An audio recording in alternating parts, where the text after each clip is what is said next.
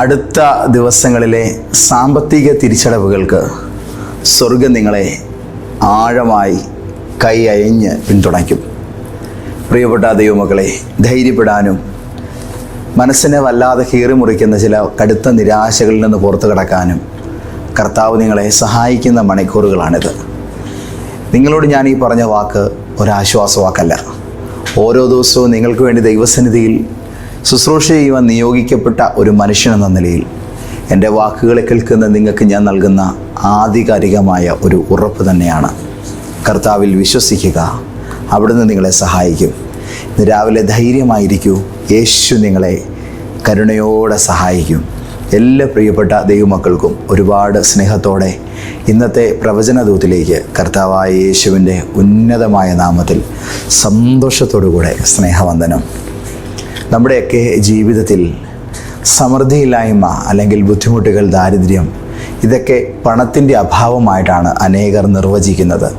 ഞാൻ അത്തരം കാര്യങ്ങൾ ഒരുപാട് വായിച്ചിട്ടുണ്ട്. ഒരുപാട് കാര്യങ്ങൾ അങ്ങനെ ശരിയാണ് എന്ന് ധരിക്കുകയും ചെയ്തിരുന്ന ആളാണ്. പക്ഷേ ബൈബിൾ എനിക്ക് ആഴമായി വായിച്ച സമയത്ത് വ്യക്തമായ മറ്റൊരു ചിത്രമാണ് കാണിച്ചു തന്നത്.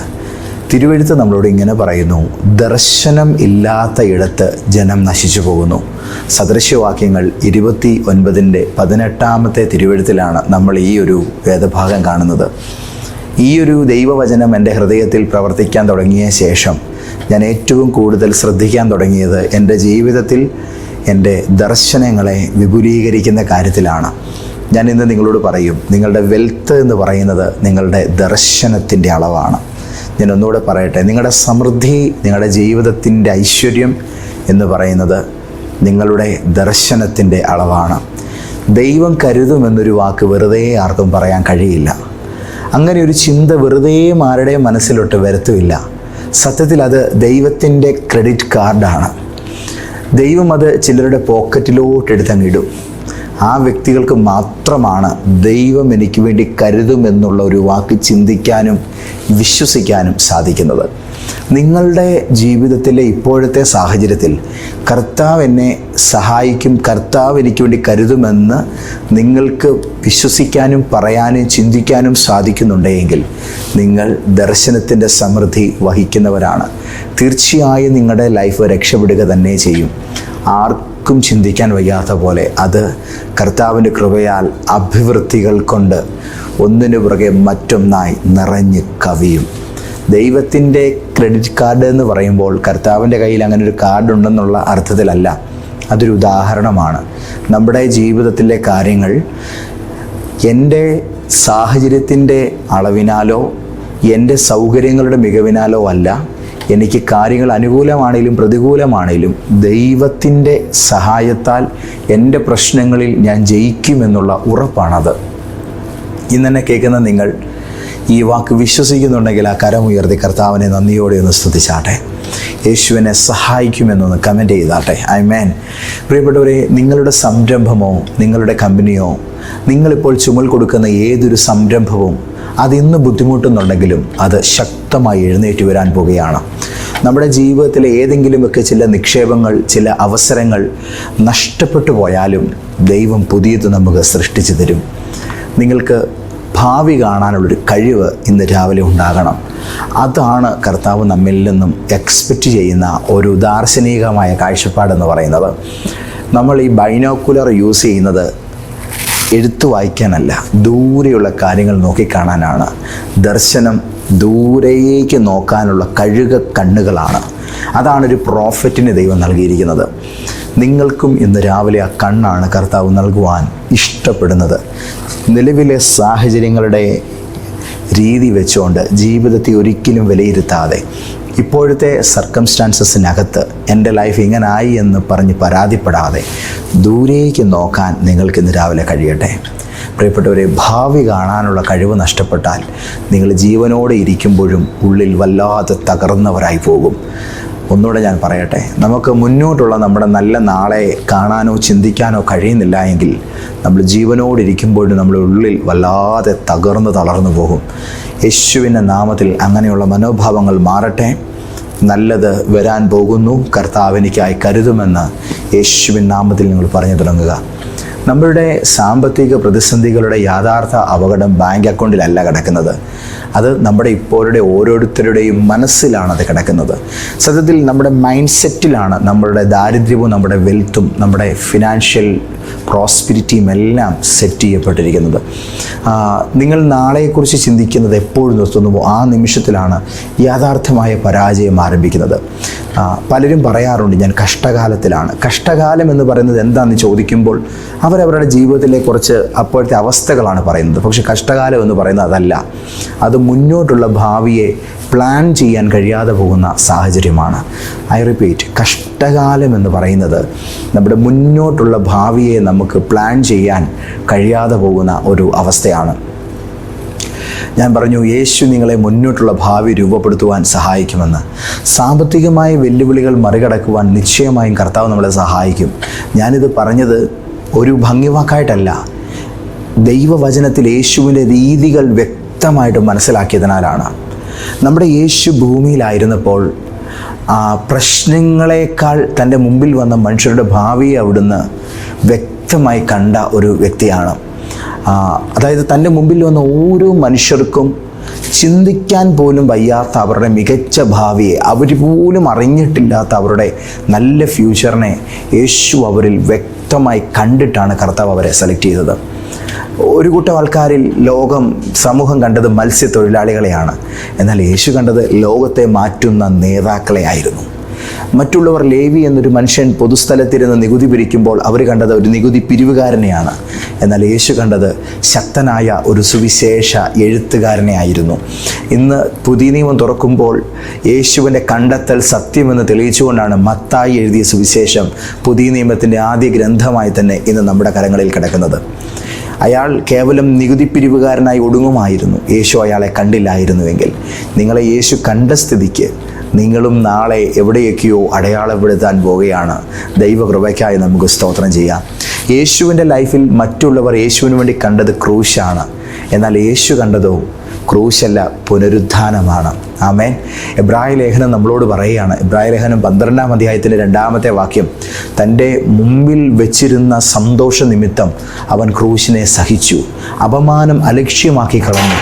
അപ്പോൾ നമ്മുടെ ജീവിതത്തിൽ യേശുവിൻ്റെ കാരുണ്യവും കർത്താവിൻ്റെ കൃപയും വെളിപ്പെടുമ്പോൾ ഏറ്റവും നല്ലൊരു ബ്രൈറ്റ് ഫ്യൂച്ചറാണ് ഓപ്പണായി വരുന്നത്. ഇതാണ് യേശുവിൻ്റെ മഹത്വം. അവിടുന്ന് ഇന്നത്തെ വേദനയിൽ കുടുങ്ങിപ്പോയ ഒരാളല്ല. തനിക്ക് നേരിട്ട 3 ആണികളിൽ തൻ്റെ ജീവിതം തീർന്നേന്ന് പറഞ്ഞ് കരഞ്ഞയാളല്ല. മുൾക്കിരീടമോർത്ത് വേദനിച്ച് അതിൻ്റെ നടുവിൽ നിരാശ കൊണ്ട് തളർന്നു പോയ ആളല്ല. നമ്മുടെ കർത്താവായ യേശു തൻ്റെ മുമ്പിലുള്ള പുനരുത്ഥാനത്തിൻ്റെ സൗഭാഗ്യകരമായ ഭാവിയെ കണ്ട് ക്രൂശിനെ ആസ്വദിച്ച ഒരാളായിട്ടാണ് ബൈബിൾ നമുക്ക് പരിചയപ്പെടുത്തി തരുന്നത്. ഏതു സാഹചര്യത്തിലും യേശു നാളത്തെ മഹത്വം കണ്ടു. ഞാൻ നിങ്ങളോട് പറയട്ടെ, ഏതൊരവസ്ഥയിലും യേശു മുന്നോട്ടുള്ള മഹത്വത്തെ തന്നെ നോക്കിക്കൊണ്ടിരുന്ന ഒരാളാണ്. യേശുവിനോട് ചേർന്ന് നിൽക്കുന്നവരും ഈ ഒരു ഗുണം ആവശ്യത്തിലധികം തൊട്ട് തീണ്ടിയവരായിരിക്കണം. ഭാവിയെക്കുറിച്ച് ചിന്തിക്കാനുള്ള ശക്തി നിങ്ങളുടെ ബുദ്ധിയിലുണ്ടായിരിക്കണം. അതിനെ ധൈര്യത്തോടെ പറയാനുള്ള വാക്ക്, നല്ല ഭാവി, നല്ല ജീവിതം, നല്ല കാലഘട്ടം, നല്ല ഉയർച്ച അത് വരുമെന്ന് പറയാനുള്ള വാക്ക് നിങ്ങളുടെ നാവിലുണ്ടായിരിക്കണം. അതിനുവേണ്ടി പ്രാർത്ഥിക്കാനുള്ളൊരു ആത്മീക അഭിഷേകം നിങ്ങളുടെ പ്രാർത്ഥനാ ജീവിതത്തിലുണ്ടായിരിക്കണം. നമ്മുടെ ജീവിതത്തിലെ സാമ്പത്തിക കൊടുങ്കാറ്റുകളിൽ നിലനിൽക്കുന്നവരുടെ അവസ്ഥ തകർന്നു പോകുമെന്നുള്ളതായ അവരുടെ ചിന്താഗതികൾ, ഇതിനെല്ലാം നോക്കിക്കൊണ്ട് ഞാൻ പറയട്ടെ, നമുക്കിതിനകത്തുനിന്ന് പുറത്തു വരാൻ കഴിയും. 100 കണക്കിന് ഫിനാൻഷ്യൽ ക്രൈസിസുകളിലും ചലഞ്ചുകളിലും നിൽക്കുമ്പോഴും രക്ഷപ്പെട്ടു വരുന്ന കുറേയധികം ജയാളികളായ മനുഷ്യരെ ഞാൻ കണ്ടിട്ടുണ്ട്. എന്താണ് അവരുടെ വിജയ രഹസ്യം എന്നുള്ളത് ഞാൻ നിങ്ങളെ പഠിപ്പിക്കാം. ലോകത്തിലെ ഏറ്റവും വിജയകരമായ നിലയിൽ നിൽക്കുന്ന നേതാക്കൾക്കൊരു പൊതു സ്വഭാവമുണ്ട്. അവരുടെ സംവിധാനങ്ങളും അവരുടെ സംരംഭങ്ങളും എല്ലാം ലാഭത്തിൽ നിൽക്കുമ്പോഴും അവർക്ക് ചലഞ്ചുകളുണ്ട്. വലിയ വലിയ അംഗീകാരങ്ങൾ പ്രതിദിനം അവർക്ക് ലഭിക്കുമ്പോഴും മറുവശത്ത് അവർക്ക് വളരെ കോമ്പറ്റീറ്റീവ് ആയിട്ടുള്ള ശത്രുക്കളുണ്ട്. അപ്പോൾ ഈ യാഥാർത്ഥ്യങ്ങൾ അവരാരും കാണാതെ പോകുന്നില്ല. അവർ ഇത്തരത്തിലുള്ള പ്രതിസന്ധികളൊട്ട് നിഷേധിക്കുന്നുമില്ല. ഞങ്ങളുടെ ബിസിനസ് നല്ല ടേൺ ഓവർ ഉണ്ട്, നല്ല പ്രോഫിറ്റിലാണ് എന്ന് പറഞ്ഞ് ഒരു സംരംഭം നടത്തുന്ന ആൾക്കാരും തങ്ങൾക്ക് ചലഞ്ചുകളില്ല എന്ന് കരുതുന്നില്ല. മാർക്കറ്റിൻ്റെ ഫ്ലക്ച്വേഷൻസ് ഉണ്ടാകുമ്പം നാളെ ഉണ്ടാകാൻ പോകുന്ന ചലഞ്ചുകളെക്കുറിച്ച് അവർ ബോധവാന്മാർ തന്നെയാണ്. ഇപ്പോഴത്തെ പ്രതിസന്ധികളെ അവരാരും നിഷേധിക്കുന്നില്ല. പക്ഷേ ആ പ്രതിസന്ധികളൊന്നും അതൊരു അന്തിമ സത്യമാക്കി ജീവിതത്തിൽ ജയം നേടുന്ന മനുഷ്യരാരും അതിനെ കണക്കാക്കുന്നില്ല എന്നുള്ളതാണ് ഞാൻ പറഞ്ഞത്. ജീവിതത്തിലെ പ്രതിസന്ധികളെ അത് ആത്യന്തികമായ ഒരു അൾട്ടിമേറ്റ് ട്രൂത്ത് ഇതാണ് എന്ന് അവരാരും ചിന്തിക്കുന്നില്ല, വിശ്വസിക്കുന്നില്ല. അയ്യോ, ഞാനിനി എന്ത് ചെയ്യുമെന്നുള്ളൊരു ആകുലത നിറഞ്ഞ ഒരു ചിന്തയ്ക്ക് തങ്ങളുടെ ബുദ്ധിയിൽ അവർ 1% പോലും ഇടം നൽകുന്നില്ല. നമുക്കും അങ്ങനെ ആകാൻ കഴിയും. കാരണം യേശു നമ്മുടെ കൂടെയുണ്ട്. കർത്താവ് എനിക്ക് തുണ, മനുഷ്യനോട് എന്ത് ചെയ്യുമെന്ന് ദൈവവചനത്തിൽ വീരന്മാരായ വിശ്വാസ മനുഷ്യന്മാർ ശബ്ദമുയർത്തി തന്നെ ചോദിച്ചിട്ടുണ്ട്. നമ്മുടെ ഭാവി സുരക്ഷിതമായില്ലെങ്കിൽ പിന്നെ ആരുടെ ഭാവിയാണ് ഭദ്രമാവുക? കർത്താവ് നമ്മോട് കൂടെയുണ്ട്. ദൈവമക്കളെ, ധൈര്യത്തോടെ ഇന്ന് രാവിലെ പറ, ഞാൻ ഇതിനകത്തു നിന്നും മുന്നോട്ടേക്ക് പോവുകയാണ്. ദൈവം പലപ്പോഴും നമ്മളെ ഉയരങ്ങളിലേക്ക് കൊണ്ടുപോകുന്നത് നമ്മുടെ സൗകര്യങ്ങൾ പലപ്പോഴും വർദ്ധിപ്പിച്ചു തന്നുകൊണ്ടല്ല. ഇത് എല്ലാവരും മനസ്സിലാക്കേണ്ട ഒരു സത്യമാണെന്ന് ഞാൻ കരുതുന്നു. നമ്മുടെ ജീവിതത്തിലെ വെല്ലുവിളികളുടെയും പ്രശ്നങ്ങളുടെയും നടുവിൽ നമുക്ക് ലഭിക്കുന്ന അത്ഭുതകരമായ പരിശീലനങ്ങളിലൂടെയാണ് ദൈവം നമ്മളെ വളർത്തുന്നത്. പലപ്പോഴും നമുക്കിത് അംഗീകരിക്കാൻ ഭയങ്കരമായ വിഷമമുണ്ട്. ദൈവം കൂടെ ഉണ്ടെങ്കിൽ ഇങ്ങനെയൊക്കെ എന്ത്? ഒരിക്കൽ ഗിദെയോൻ ദൈവത്തോട് ചോദിച്ചു, യജമാനനെ, യഹോവ നമ്മളോട് കൂടെ ഉണ്ടായിട്ടാണോ ഇങ്ങനെയുള്ള പ്രയാസങ്ങളൊക്കെ ഉണ്ടാകുന്നത്? നിങ്ങൾ മനസ്സിലാക്കേണ്ടത്, ബൈബിൾ ആദിയോടന്തം പഠിക്കുമ്പോൾ ഒരു കാര്യം വളരെ വ്യക്തമായി തന്നെ കാണുന്നു. ദൈവം തിരഞ്ഞെടുത്ത മനുഷ്യരുടെയൊക്കെ ലൈഫിൽ ദൈവം പ്രൊവിഷൻസ് ഒരുപാട് അങ്ങ് തുറന്നു കൊടുക്കുകയായിരുന്നില്ല. ദൈവം അവർക്കെല്ലാം ലക്ഷറി അനുവദിക്കുകയായിരുന്നില്ല. ദൈവം അവരെ ചലഞ്ചുകളിലൂടെ തൻ്റെ ലക്ഷ്യത്തിലേക്ക് കൊണ്ടുവന്നു. സ്ട്രഗിളുകളിലൂടെ അവരെ കടത്തിവിട്ട് താൻ ഉദ്ദേശിച്ച കറക്റ്റ് ഷേപ്പിലേക്ക് ദൈവം അവരെ എല്ലാവരെയും പരുവപ്പെടുത്തി. നിങ്ങൾ ഇന്ന് അനുഭവിക്കുന്ന പല പ്രതിസന്ധികളുടെ നടുവിലും കർത്താവ് നിങ്ങളുടെ കൂടെ ഉണ്ടെന്നുള്ളതിൻ്റെ തെളിവ് അധികം വൈകാതെ നിങ്ങൾ കാണും. വിശുദ്ധ തിരുവെഴുത്തിൽ യേശു സ്നേഹിച്ച ഒരു മനുഷ്യൻ്റെ വീട്ടിൽ മരണം നടന്നു. യേശു ഉണ്ടായിരുന്ന പടകിന് നേരെ കൊടുങ്കാറ്റ് വന്നു. പക്ഷേ യേശു ഉണ്ടായിരുന്നതിനാൽ മരണവും കൊടുങ്കാറ്റും അവിടെ തോറ്റുപോയെന്നുള്ളതാണ് നമ്മൾ കാണുന്നത്. ദൈവം കൂടെ ഉണ്ടെങ്കിൽ പ്രശ്നങ്ങൾ വരികയില്ല എന്നല്ല എൻ്റെ അർത്ഥം. നമുക്ക് അത്ഭുതകരമായി അതിജീവിക്കുവാൻ കർത്താവ് നമ്മളെ പ്രാപ്തന്മാരാക്കുമെന്നാണ് ദൈവവചനം നമ്മളോട് പറയുന്നത്. ബൈബിൾ നമുക്ക് നൽകുന്ന ഒരു ഉറപ്പ് അതാണ്. നിങ്ങളുടെ ഇപ്പോഴത്തെ സാഹചര്യങ്ങളെ നിങ്ങൾ അത്ഭുതകരമായി മറികടക്കും. നിങ്ങളുടെ ഇപ്പോഴത്തെ സിറ്റുവേഷനുകളെ, നിങ്ങളുടെ ഫിനാൻഷ്യൽ ക്രൈസിസുകളെ, നിങ്ങളുടെ മുമ്പിലുള്ള ചലഞ്ചുകളെ, നിങ്ങൾക്ക് നേരെ വരുന്ന വ്യക്തികളുടെ എതിരുകളെ, നിങ്ങളുടെ മുൻപിലുള്ളതായ ആത്മീക പോരാട്ടങ്ങളെ നിങ്ങൾ വലിയ കൃപയോടുകൂടെ അതിജീവിക്കുമ്പോൾ നിങ്ങളൊരു സാക്ഷ്യം പറയും, നിങ്ങളൊരു കാര്യം അറിയും, കർത്താവ് എൻ്റെ കൂടെ ഉണ്ടായിരുന്നു. ദൈവത്തിൻ്റെ പൊന്നുമക്കളെ, ഇത് അവസാനമല്ല. ഈ പ്രയാസത്തിൽ ദൈവം നിങ്ങൾക്ക് വേണ്ടി ഒരു പുതിയ പാന്താവ് തുറക്കാൻ പോകുകയാണ്. ഇവിടെ നിങ്ങൾ ജയാളികളായി തന്നെ മുന്നോട്ടേക്ക് പോകും. നീ ഇന്ന് അനുഭവിക്കുന്ന ബുദ്ധിമുട്ട് ദൈവം നിന്നെ കൈവിട്ടു എന്നതിൻ്റെ തെളിവല്ല. ഇന്ന് നീ അനുഭവിക്കുന്ന ശൂന്യത കർത്താവ് നിന്നോട് ക്രൂരമായി പെരുമാറുന്നു എന്നുള്ള ചിന്ത നീ എടുത്തു കളയുക. പകരം ഞാനിതിനെ സ്വീകരിക്കുന്നു എന്ന് കർത്താവിനോട് പറയുക. എന്നിട്ട് ഒരു കാര്യം കൂടെ യേശുവിനോട് ഇന്ന് രാവിലെ തുറന്ന് സംസാരിക്കുക. യേശുവേ, എനിക്കിപ്പോൾ വേണ്ടത് ഈ സാഹചര്യത്തിൽ അങ്ങ് എനിക്ക് വേണ്ടി തുറക്കാൻ ആഗ്രഹിക്കുന്ന ആ കറക്റ്റ് വാതിൽ തന്നെ തുറന്നെടുക്കാനുള്ള കൃപയും ശക്തിയും വിവേകവുമാണ്. ഞങ്ങളുടെ ജീവിതത്തിൽ കുറേ കാലങ്ങൾക്ക് പുറകിൽ ഞങ്ങൾ വലിയൊരു സാമ്പത്തിക പ്രയാസത്തിലൂടെ കടന്നുപോയി. അന്ന് ഒരുപാട് സമയം പ്രാർത്ഥിക്കുവാനായി ഇരുന്നു. കർത്താവിൻ്റെ ആത്മാവ് എന്നോട് സംസാരിച്ചു, ഞാൻ നിൻ്റെ കൂടെയുണ്ട്. എനിക്കിപ്പോൾ നിങ്ങൾ അനുഭവിക്കുന്നൊരു ചോദ്യം ഒന്ന് ദൈവത്തോട് ചോദിക്കാനുണ്ടായിരുന്നു, പിന്നെ എന്തുകൊണ്ടാണ് ഞാനിത് അനുഭവിക്കുന്നത്? ദൈവത്തിൻ്റെ പരിശുദ്ധാത്മാവ് എന്നോട് ശക്തമായിട്ടൊരു കാര്യം പറഞ്ഞു.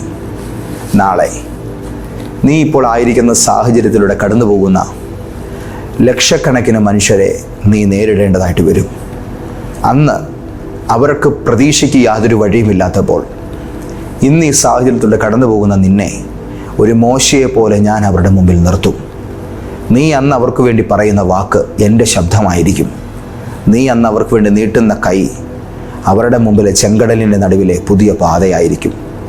മകനെ ക്രിസ്റ്റി, ഞാൻ നിന്നെ തകർന്നു പോയിരിക്കുന്ന, പ്രതീക്ഷ നഷ്ടപ്പെട്ടിരിക്കുന്ന കുറേ അധികം ആൾക്കാരുടെ വിമോചനത്തിനായി രൂപപ്പെടുത്തിക്കൊണ്ടിരിക്കുകയാണ്.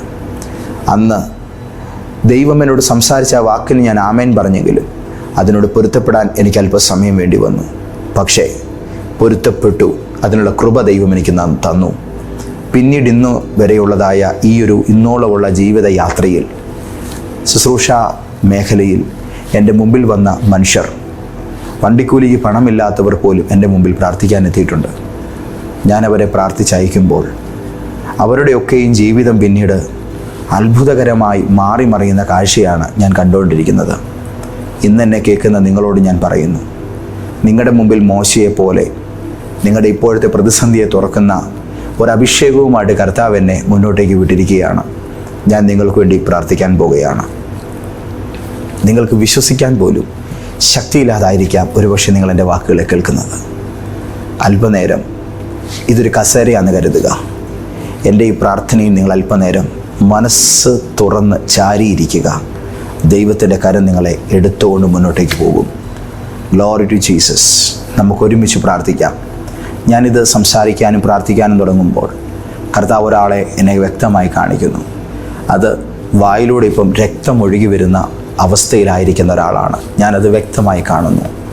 കർത്താവിൻ്റെ ആത്മാവ് ഒരു ഹോസ്പിറ്റലിൽ പോകാൻ പോലും ഭയം നേരിട്ടുന്ന നിങ്ങളുടെ ഹൃദയം അതിനെ സുഖപ്പെടുത്താൻ പോവുകയാണ്. നിങ്ങളുടെ ജീവിതത്തിൽ, നിങ്ങളുടെ ശരീരത്തിൽ ഞാൻ നിങ്ങൾക്ക് വേണ്ടി പ്രാർത്ഥിക്കുന്ന ഈ സമയത്ത് ഒരു മിറാക്കിൾ നടക്കും. നിങ്ങളൊരു ബിസിനസ് സ്ഥാപനം നടത്തുന്ന ആളാണെങ്കിൽ ഈ പ്രാർത്ഥന ഇവിടം കൊണ്ട് നിർത്താതെ നിങ്ങളുടെ സ്ഥാപനത്തിൽ നിങ്ങളിത് പ്ലേ ചെയ്യണം. നിങ്ങളുടെ വരുമാന സ്രോതസ്സുകളുടെ നേരെ നിങ്ങൾ ഈ പ്രാർത്ഥനയെ കൊണ്ടുപോയി വെക്കണം. നിശ്ചയമായും നിങ്ങൾ ഒരു മിറാക്കിൾ കാണും. സ്വർഗം നിങ്ങൾക്ക് വേണ്ടി ഒരു വാതിൽ തുറക്കുന്നത് നിങ്ങൾ കണ്ണുകൾ കൊണ്ട് കണ്ട് ദൈവത്തെ സ്തുതിക്കും. Get ready, let us pray. പിതാവേ, യേശുവിൻ്റെ മഹത്വം നിറഞ്ഞ നാമത്തിൽ അങ്ങയുടെ പൊന്നുമക്കളെ എല്ലാവരെയും ദൈവകരത്തിൽ സമർപ്പിച്ച് ഞാൻ പ്രാർത്ഥിക്കുന്നു. ഞങ്ങൾ അത്ഭുതങ്ങളിൽ വിശ്വസിക്കുന്നു. ഈ മാസത്തിൻ്റെ ഈ ദിവസങ്ങളിൽ ഇവരുടെ മുന്നോട്ടുള്ള ഓരോ തിരിച്ചടവുകൾക്കും, ഇവരുടെ ഓരോ സാമ്പത്തിക ആവശ്യങ്ങൾക്കും, ഇപ്പോഴിവരുടെ ഫാമിലി ആയിരിക്കുന്ന ചലഞ്ചുകളെ ധൈര്യത്തോടെ മറികടക്കാനും ആവശ്യമായിരിക്കുന്ന ശക്തി ഇപ്പോൾ ഇവരുടെ മേൽ റിലീസാകട്ടെ. എല്ലാവരും പറ, ശക്തി എൻ്റെ മേൽ വെളിപ്പെടട്ടെ. പണമല്ല, ശക്തി. എല്ലാവരും അത് പറയുക, ശക്തി എൻ്റെ മേൽ വെളിപ്പെടട്ടെ. Glory to Jesus. ബൈബിൾ നമ്മളോട് പറയുന്നു, അവൻ ക്ഷീണിച്ചിരിക്കുന്നവന് ശക്തി നൽകുന്നു, തളർന്ന് കിടക്കുന്നവന് ബലം പകരുന്നു. നിങ്ങൾക്കിപ്പോൾ വേണ്ടത് ശക്തിയാണ്. Receive the power of God. യേശുവിൻ്റെ നാമത്തിൽ നിൻ്റെ മേൽ ശക്തി വന്നാൽ നിൻ്റെ പ്രസ്ഥാനത്തിൽ ആ ശക്തി കയറും. നിൻ്റെ മേൽ ഈ പവർ ഇറങ്ങിയാൽ നിൻ്റെ ഫാമിലിയിലേക്ക് ഈ പവർ റിലീസാകും. നിൻ്റെ മേൽ ഈ ശക്തി വ്യാപിച്ചാൽ നിൻ്റെ ഒപ്പം നിൽക്കുന്നവർ ചാർജ് ആകും. Receive the presence of God. Glory to Jesus. ഇവരുടെ ശരീരത്തിൽ ദൈവം ഇവരെ സ്പർശിക്കുന്നത് വ്യത്യസ്തമായൊരു അനുഭവമായി ഇവർക്ക് വെളിപ്പെട്ട് വരട്ടെ. ആമേൻ. ഹല്ലേലൂയ. ആത്യന്തികമായൊരു സമാധാനം ഉള്ളിൽ നിറയട്ടെ. പ്രതിസന്ധികളുടെ നടുവിൽ നീറിപ്പുകഞ്ഞ മനസ്സെ ശാന്തമാക. ഇപ്പോൾ തന്നെ ഹൃദയത്തിനകത്ത് ഒരു കുളിർമ നിറയട്ടെ. അസ്ഥികളെല്ലാം ഉല്ലസിക്കുന്ന ഒരു ദൈവിക സമാധാനം കർത്താവിൻ്റെ പരിശുദ്ധാത്മാവ് നിങ്ങളുടെ മേൽ ഇപ്പോൾ തരികയാണ്. നിങ്ങൾ എന്നെ കേൾക്കുമ്പോൾ ഒരു ക്രിസ്തീയ മതാനുഭാവി അല്ലായിരിക്കാം, പക്ഷേ യേശു നിങ്ങളെ സ്നേഹിക്കുന്നു, യേശു നിങ്ങളെ തൊടുന്നു. നിങ്ങൾ കേട്ട ഈ ദൈവ ശബ്ദം നിമിത്തം നിങ്ങളുടെ ഇപ്പോഴത്തെ സാഹചര്യത്തിൽ നിങ്ങൾക്ക് വേണ്ടി ഒരു മിറാക്കിൾ ഓപ്പൺ ആകുന്നു. നിങ്ങൾ ഒട്ടും പ്രതീക്ഷിക്കാത്തൊരു വാതിൽ നിങ്ങൾക്കായി ഓപ്പൺ ആകുകയാണ്. നിങ്ങൾ ഒട്ടും ചിന്തിക്കാത്ത വാക്ക് നിങ്ങളെ പ്രയാസപ്പെടുത്തുന്നവരുടെ വായിൽ നിന്ന് നിങ്ങൾ കേൾക്കും. നിങ്ങൾക്ക് ഏറ്റവും ആശ്വാസം നൽകുന്ന ചില ഉത്തരങ്ങൾ നിങ്ങളെ ഏറ്റവും സമ്മർദ്ദത്തിലാക്കുന്നവരുടെ പക്ഷത്ത് നിന്ന് കർത്താവ് നിങ്ങൾക്ക് വേണ്ടി പ്രവർത്തിച്ച് കേൾപ്പിക്കും. ഈ നിമിഷം വിശ്വസിക്കുക, നീ ദൈവത്തിൻ്റെ മഹത്വം കാണാൻ പോകുകയാണ്. ഇത് ഇവർ തന്നെയാണോ പറയുന്നത് എന്ന് നിന്നെ കഴിഞ്ഞ മണിക്കൂറിൽ പോലും തേജോവധം ചെയ്തവരെക്കുറിച്ച് നീ ചിന്തിക്കത്തക്ക വിധം ദൈവത്തിൻ്റെ ആത്മാവ് ഒരു ഭയങ്കരമായ ഡെലിവറൻസ് നിങ്ങളുടെ മേൽ അയക്കുന്നു എന്ന് എന്നോട് സംസാരിക്കുന്നു. ഹോ ജീസസ്, ഇപ്പോൾ തന്നെ പരിശുദ്ധാത്മാവേ, കൊടുങ്കാറ്റുകൾ ശാന്തമാകുന്ന, പേമാരികൾ നിശ്ചലമാകുന്ന ദൈവത്തിൻ്റെ മഹാവീര്യ പ്രവൃത്തി അങ്ങയുടെ മക്കൾക്കായി തുറന്നു വരട്ടെ. ഇവരുടെ സ്ഥാപനത്തിലേക്ക് ദൈവശക്തി കയറി ചെല്ലട്ടെ. ഇവരുടെ വീട്ടിൽ ദൈവിക സമാധാനം വ്യാപിക്കട്ടെ. ഇവരുടെ അക്കൗണ്ടുകളിൽ ഒരു ചലനം ഇപ്പോൾ ഇൻസ്റ്റൻ്റായി സംഭവിക്കട്ടെ. ആമേൻ. ഇവരുടെ ഒപ്പം നിൽക്കുന്നവർ കൂടെ പ്രോത്സാഹനവും മോട്ടിവേഷനും ഊർജവും കൈക്കൊള്ളട്ടെ. നസ്രേനാമേശുവിൻ നാമത്തിൽ ഇതുവരെ കാണാത്ത ദൈവത്തിൻ്റെ വീര്യപ്രവൃത്തി അങ്ങയുടെ മക്കളുടെ ജീവിതത്തിൽ ഒരു വലിയ മാറ്റമായി, അത്ഭുതവാതിൽ തുറക്കുന്ന ദൈവിക പ്രവൃത്തിയായി യേശുക്രിസ്തുവിൻ്റെ ജീവനുള്ള നാമത്തിൽ വെളിപ്പെട്ടു വന്നിരിക്കിയാൽ സ്തോത്രം, സ്തോത്രം, സ്തോത്രം. കർത്താവെ, അങ്ങ് പ്രാർത്ഥന കേട്ട് അങ്ങയുടെ കുഞ്ഞുങ്ങളെ അനുഗ്രഹിച്ചിരിക്കിയാൽ സ്തോത്രം. ഇന്ന് തന്നെ ഇവർക്ക് വേണ്ടി പുതിയ വഴികൾ, പുതിയ സാമ്പത്തിക വാതിലുകൾ, ചില പ്രത്യേക നിയമക്രമീകരണങ്ങൾ കർത്താവ് ഒരുക്കുന്നു. അങ്ങ് പ്രവർത്തിച്ചിരിക്കുകയാൽ സ്തോത്രം. യേശുവിൻ്റെ നാമത്തിൽ തന്നെ ആമേൻ. ദൈവപ്രവൃത്തി നടന്നു കഴിഞ്ഞിരിക്കുന്നു. ഇന്നത്തെ ദിവസം ഗംഭീരമായിരിക്കും. നിങ്ങൾ അനുഗ്രഹിക്കപ്പെടും. നിങ്ങളുടെ ഓരോ മിനിറ്റിലും യേശു നിങ്ങളെ സഹായിക്കും.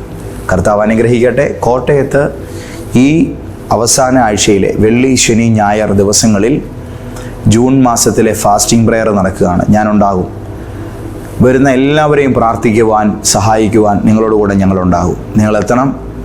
നിങ്ങളുടെ ജീവിതം ഇനി ലൈഫ് ചേഞ്ചർ പ്രോഫറ്റിക് സഭയുടെ കൂടെയാണ് കർത്താവ് ഉയർത്തുവാൻ പ്ലാൻ ചെയ്തിരിക്കുന്നത്. നിങ്ങളത് ധൈര്യത്തോടെ സ്വീകരിച്ച് വരിക. കോട്ടയത്ത് ലോഗോസ് ജംഗ്ഷനിൽ മന്നാകുളത്തിൽ ബിൽഡിങ്ങിൻ്റെ 7ാം നിലയിലാണ് നമ്മുടെ സഭ പ്രവർത്തിക്കുന്നത്. നിങ്ങൾ വരുമ്പോൾ അവിടെ ഒരു പ്രധാനമന്ത്രി ജൻ ഔഷധി നിങ്ങൾക്ക് കാണാം. ഒരു ഹോട്ടൽ അവിടെയുണ്ട്. അതുവഴി അങ്ങോട്ട് ജസ്റ്റ് അകത്തേക്ക് കയറിയാൽ ലിഫ്റ്റിൽ കയറുക, 7th ബട്ടൺ ഞെക്കുക, കയറിപ്പോരുക. കർത്താവ് അനുഗ്രഹിക്കട്ടെ. God bless you. മറ്റുള്ളവർക്ക് പങ്കുവെക്കുക. പിതാവായ ദൈവത്തിൻ്റെ സ്നേഹവും യേശുവിൻ്റെ കൃപയും പരിശുദ്ധാത്മാവിൻ്റെ കൂട്ടായ്മയും നിങ്ങളോടുകൂടെ ഇന്നു മുതൽ എന്നേക്കും ഉണ്ടായിരിക്കുമാറാകട്ടെ. ആമേൻ, ആമേൻ, ആമേൻ.